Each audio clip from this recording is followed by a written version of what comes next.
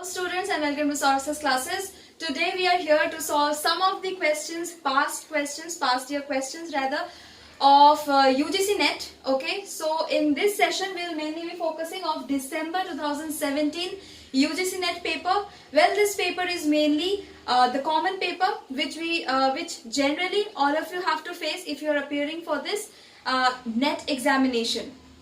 So as you can see, there is a question written on the board. So let's just jump into the question and solve it. Okay, so I'm going to read out the question out loud so that you can get to know the question.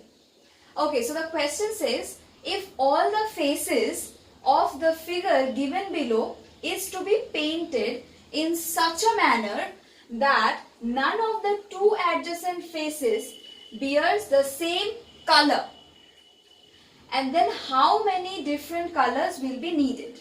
That means this is a diagram, this is the figure that they have given to us. We need to paint it in such a manner that no two adjacent sides will be having the same color. So this is a very important question, important part of the question, that none of the two adjacent faces will have the same color, right? Alright. So how many colors we will be needing?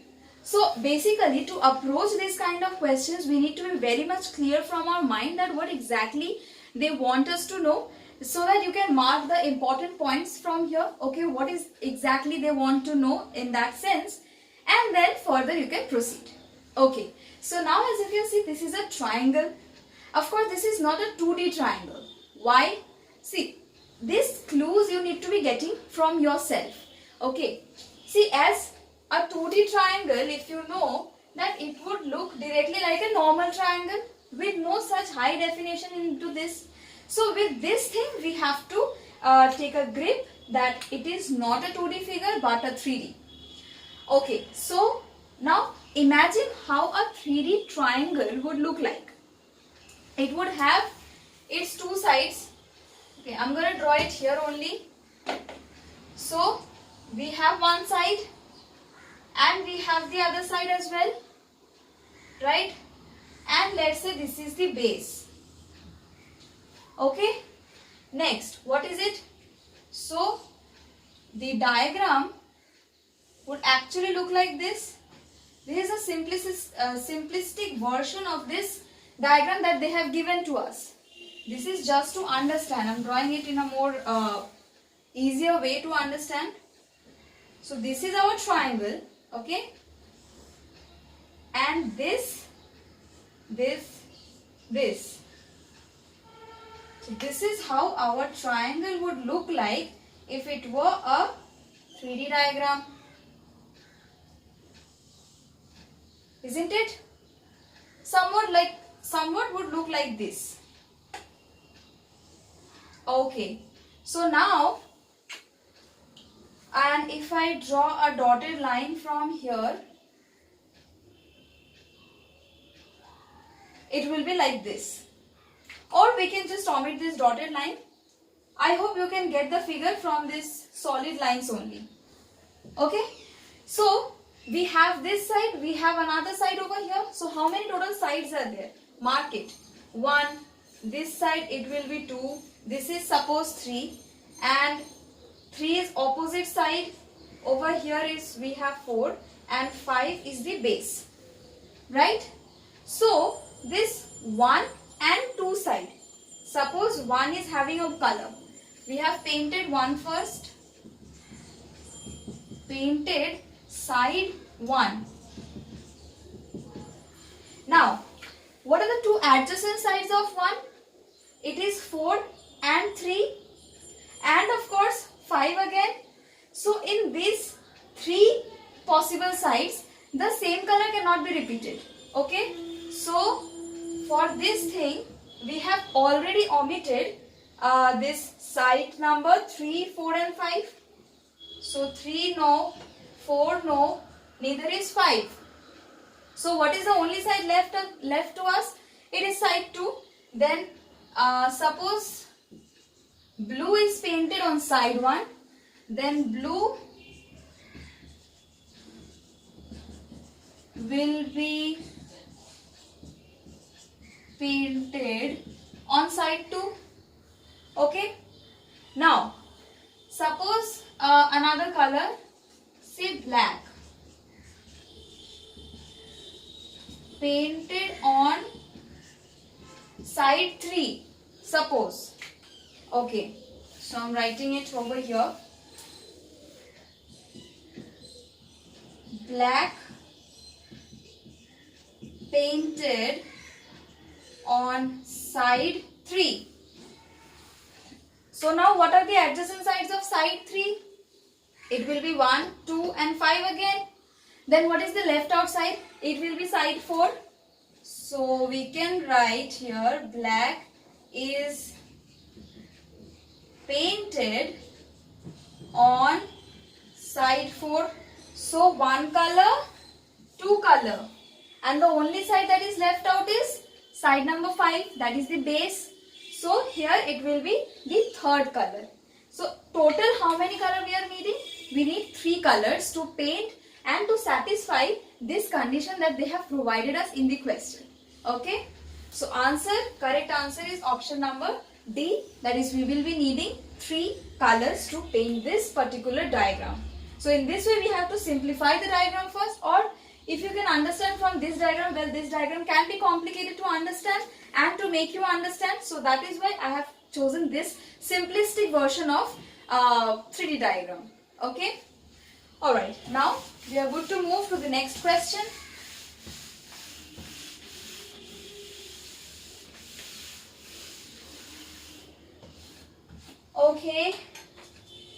Okay, I am solving the questions from the net. You can download it. Okay, it is available on the net as well. Alright, now moving to the next question. Here we have a question of statements. Okay. Alright, so we have been provided to us with some of these statements. Statement number 1 is all foxes are plates. Alright, and number 2 statement is all plates are trees.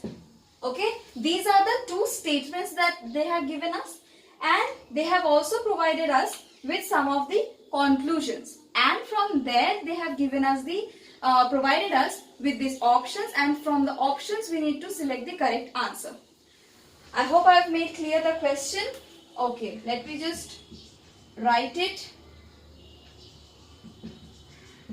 So now conclusions. Conclusion number statement 1. It says all foxes are trees. Statement 2. All trees are foxes. Statement number 3. Some trees are foxes. And number 4 is some trees are plates. Okay, so these are the 4 conclusions that they have drawn. Now the options. I'm writing the options over here as I'm out of space. Okay, so option number A, it says all conclusions are correct.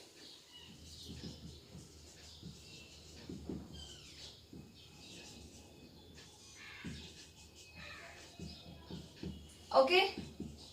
Option number B says 1, 3 and 4 are correct. Option number C, 2, 3 and 4 are correct, and option number D is that only 1 and 4 are correct. Okay, I'm not writing the full sentence. I hope you can get it from there. Alright, now statement number 1, what does it say? All foxes are plates. okay, and all plates are trees. Okay, so now the conclusions. Coming to the conclusions, we can draw a Venn diagram for that. Okay, when the questions comes like this, try to figure it out with the help of a figure. Okay, that way it will gonna help you. And I'm gonna do it with the help of a Venn diagram. Okay, so this is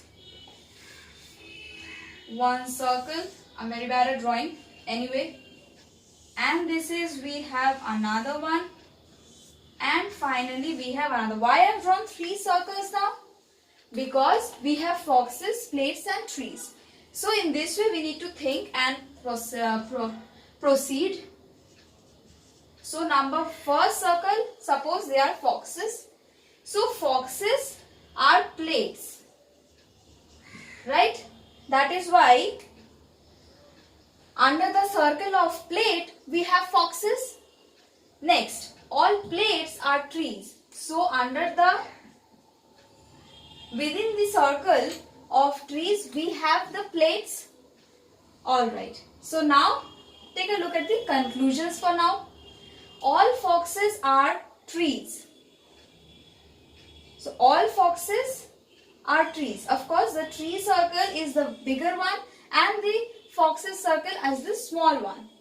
Now all trees are foxes. Of course, this is not going with the diagram over here. Okay. Now some trees are foxes. Some trees are foxes. How it can be possible? See, here foxes are plates and plates are trees. So some trees are plates and that some plates are foxes. So in that sense we have this, some trees are some foxes. Okay, so this justifies this statement number 3, conclusion number 3. And then finally coming to this statement number 4, that says some trees are plates. This is very much readable from the second statement. Some trees are plates. So what are the conclusions that are correct? We find this one to be absolutely going with our Venn diagram as well as with the statements. Number 2, no, we are not getting the exact relationship that they have mentioned us. Number 3, yes, we have proved it. Some trees are foxes as some trees are plates and that some plates can be foxes. So in that way this is also correct. Next, some trees are plates. So this is very much readable from this second statement. So conclusion number 4 is also correct. So 1, 3 and 4, these are the correct conclusions. Now take a look at the options. So option number 1 says all conclusions are correct. Of course, this is not the situation we are dealing with. Option number B says 1, 3 and 4 are correct. So that is our correct option, right? Whereas the other says 2, 3 and 4 and the last one says 1 and 4. So very much be careful about what are the options and whether they are matching with your answer that you have just found out or not. So option number B is our correct option. Writing the correct option as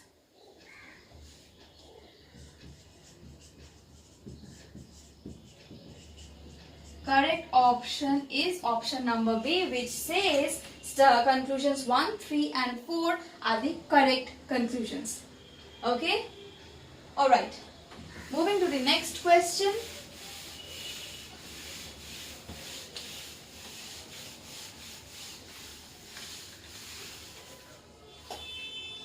Okay. Now the next question. We have a tabular form of question right now. Okay. So we have a box given to us like this.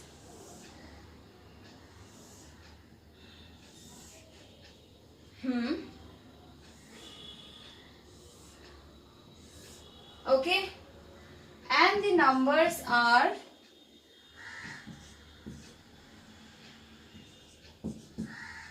3, 3724. We have a question mark over here. 9, 9 and 7. 6, 5, 9, 5. Obviously, we have to find the value of the question mark. I'm not writing that part. I'm directly just giving you the options. So, options A, 27, B, 18, C, 24, or is it D, 50? So, how to proceed with this type of questions? As I've told you before as well, while they have given us or provided us with these type of questions, try to find a pattern, because that is going to make your process or the way of solving it a bit easier. Okay, so now let's try to solve it. So this is row 1. What happens if we add the numbers that are available in row 1? So adding the numbers of row 1, so it will be 10 plus of 10 plus 10 plus 6, isn't it? And this is what? Equal to 36, right? Okay. Now if you can take a look, that 6 square is again 36. Okay, so let's just write that 6 square is 36 as well. Alright, now let's move to the next row. So here we are adding the numbers of row 2 over here, and that is equal to 3 plus 7 plus 2 plus 4, that is 16. Well, 16 is the square of 4. So 4 square equal to 16. As we are not knowing the number on this third row, so let's just leave the third row and let's see whether this pattern is following in the last row or not. Okay, so now adding the number of row number 4, and what are the numbers? 6 plus 5 plus 9 plus 5. This is equal to 25, isn't it? And 25 is the square of number 5. Okay, so writing it as this thing. So we have found a successful pattern that has been following over here. What is that? When we add the numbers in a particular row, that is equal to the square root of the number on the last column. है ना? This is the last column and this is our 6. So 6 square is 36, and after adding all the numbers we are getting 36 as well. So this is the relationship. Adding of numbers of a particular row is equal to the square root of the last number, that means last column's number, that is equal to the square of last column number. So this is the thing. So this is our pattern. Now applying this pattern in order to find this question number, that means this unknown we have to find. Okay, so I'm doing it over here that we have to add the numbers first. So let's just take this unknown number as x. Okay, so x plus 9 plus 9 plus 7. 9 plus 9 plus 7, and what would it be? 7 square. Right. So 7 square. Now what is it? So we have got 48 minus of 18 plus 7, that is 25. 18 plus 7. Okay, and this is equal to our x, isn't it? This will be 49 and this is our x. So our x's value is 24, isn't it? And 24 is option number C. So the correct option is option number C, which is 24. Okay. Alright, I hope you have understood this part, and let's move to the next one.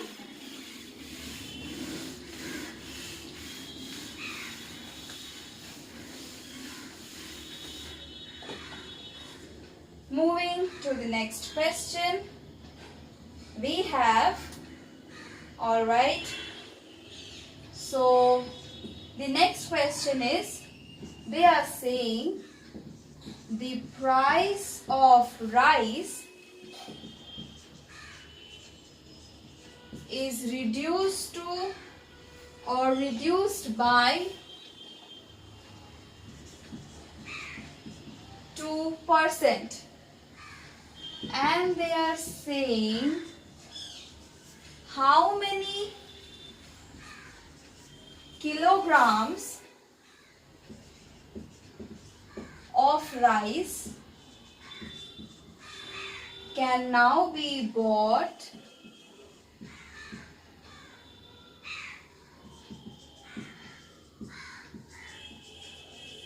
for the money which was sufficient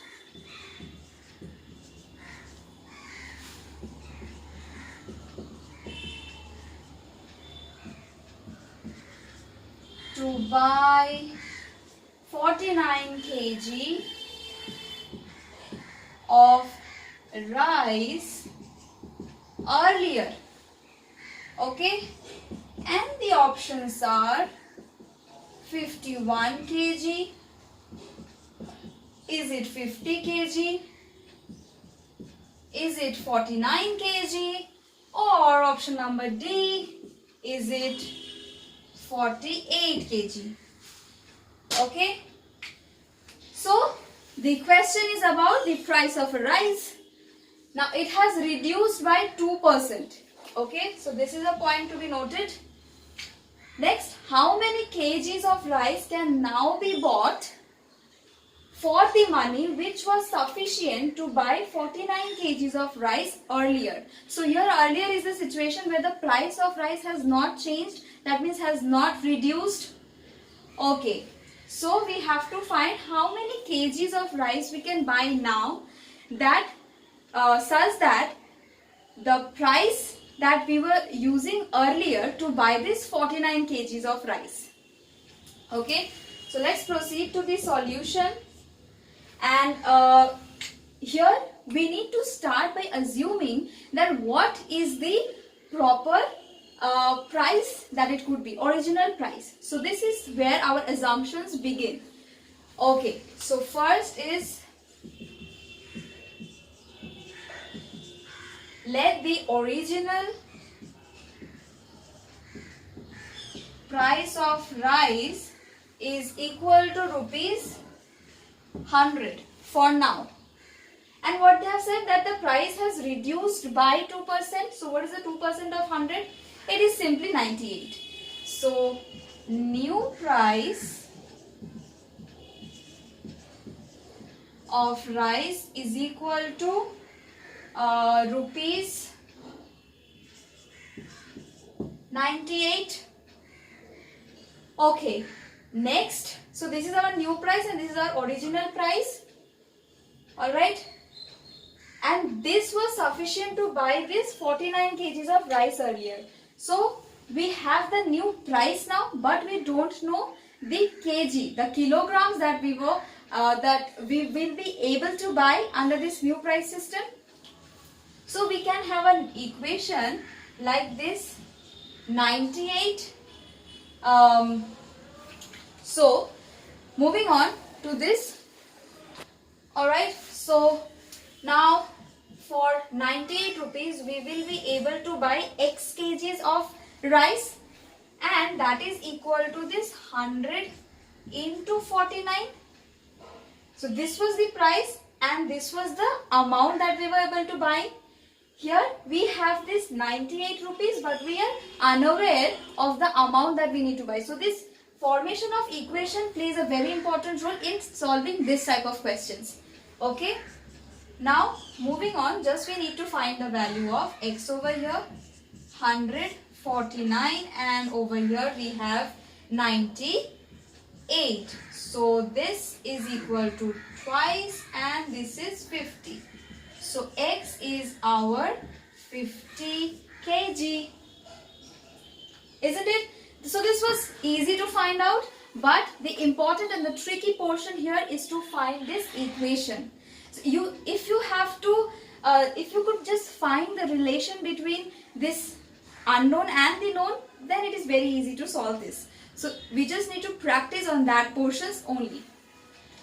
Alright, so option number B is the correct answer, right?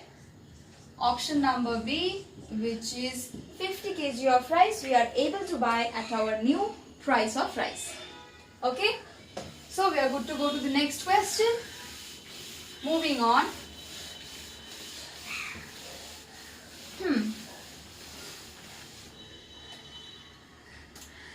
Okay, so now the next question.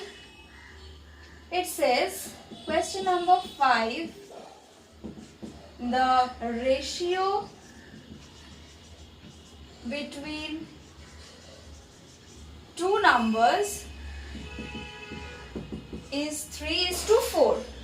Okay, now they are saying if each number be increased by 2, the ratio becomes 7:9. So we have to find the two numbers.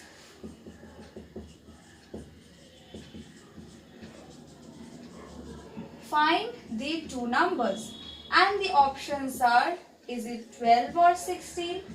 Is it 16 or 12? Or is it 12 and 15?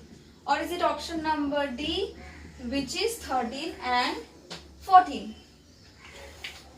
So first they have given us the ratio between two numbers are 3:4. Okay.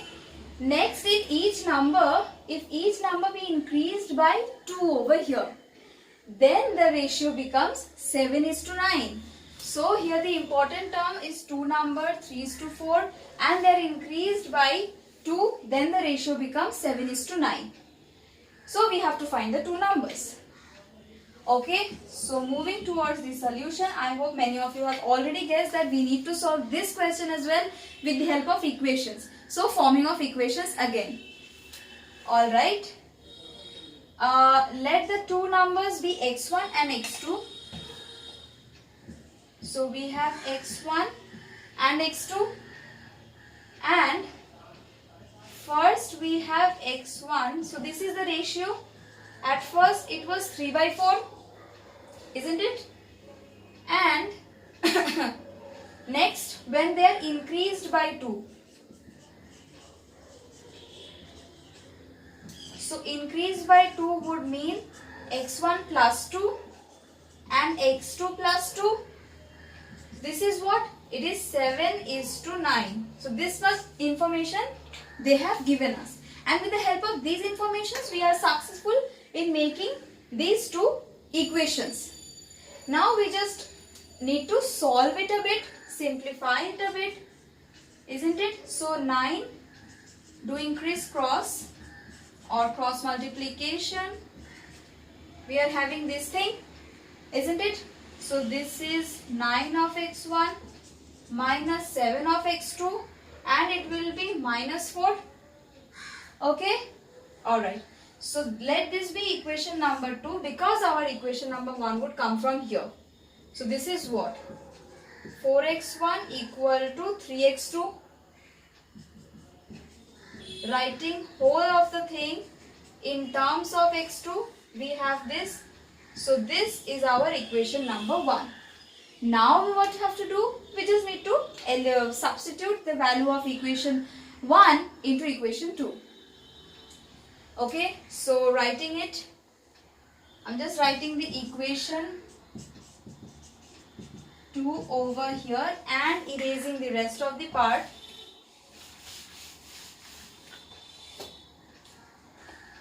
Alright, so this was equation number 2, 9, 9, and substituting the value of x1 from here, this is 3:4, and we have x2 minus x2 minus 4. Okay, alright, just what do we have to do now? We have to just solve. So this is 27x2 minus of 28x2, and this will be minus 16, isn't it? Then what is the thing we are having?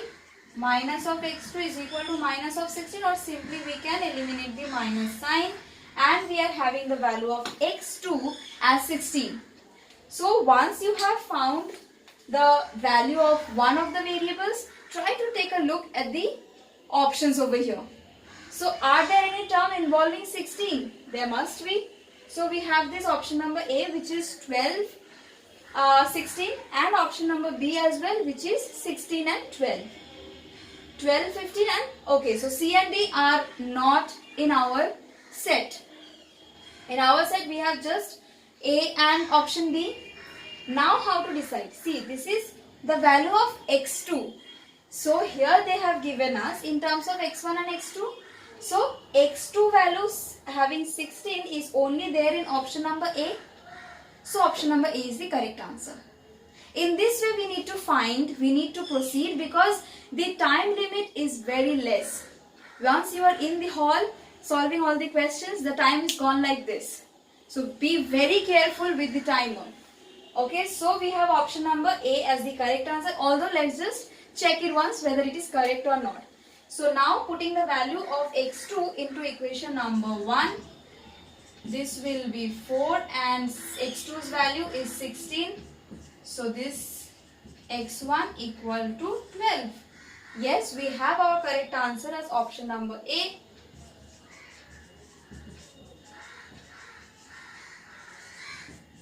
That is 12, 16. Okay. So this is how we need to proceed with the different types of questions from the past years, and get a hands on them, because they are really going to help you. And if you have any kind of doubt from this session that we had today, please let us know at our comment section as well as at our official site of Saurabh's classes. Thank you.